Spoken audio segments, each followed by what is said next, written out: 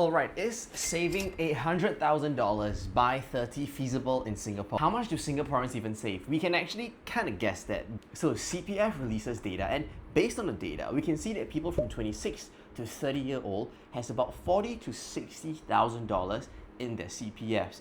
People between 31 to 35 has $120,000 to $140,000 in their CPF.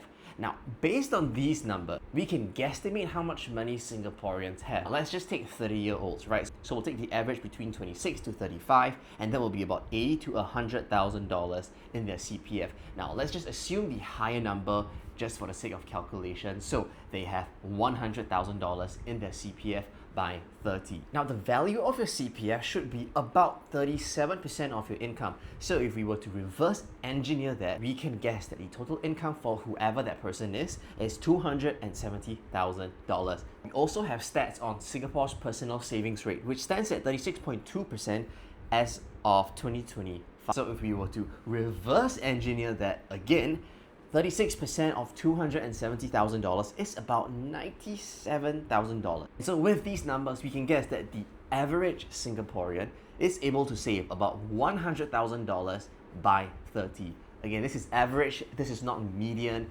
There's a lot of guesstimation involved, but I think based on the stats that we have, 100,000 by 30 seems very reasonable. We have to assume that there is no liabilities, which means this 30-year-old person has not bought a house, there is no mortgage.